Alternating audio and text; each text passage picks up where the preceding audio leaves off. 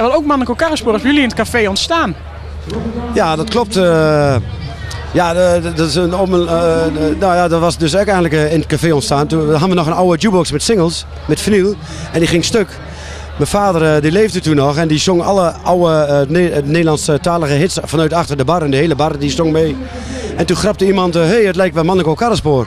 Nou, dan hebben we echt ongelooflijk waar. Met een borrel op hebben wij het nummer Mooiman geschreven in 5 minuten tijd. En 20 stamgasten naar de kar, dan hebben we dat opgenomen.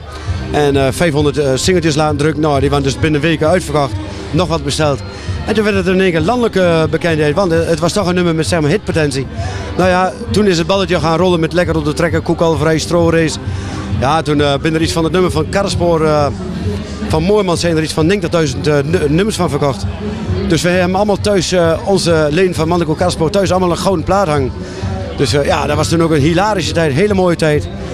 En dan gaan we eigenlijk 1 keer, 2 keer per jaar nog optreden. Dus van volgend jaar hier zo op Dickie Woodstock.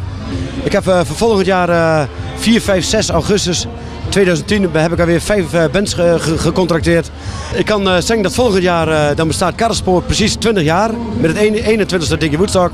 Dat was ook de eerste keer dat zij op Dickie Woodstock ging optreden. Dan bestaat Karrenspoor 20 jaar. En dan hebben we 4 augustus hebben we dus een boerenavond met onder andere de band Mooi Werk, de Richards en Manneko Karrenspoor. 5 jaar geleden zijn we weer begonnen voor de eerste keer weer optreden. Na een pauze van 7 jaar. Nou, dat was zo formidabel hier op Dickie Woodstock. Dat was echt handjes voor naar achter. Ja, de mensen, de bevolking, die vonden ook weer geweldig dat Karrenspoor, hun trots, ging weer optreden. Wel. En ja, dat was super. En we hebben nu een jaar of 5 eigenlijk gewacht. Dus we rekenen erop dat het volgend jaar allemachtig dikke pret wordt.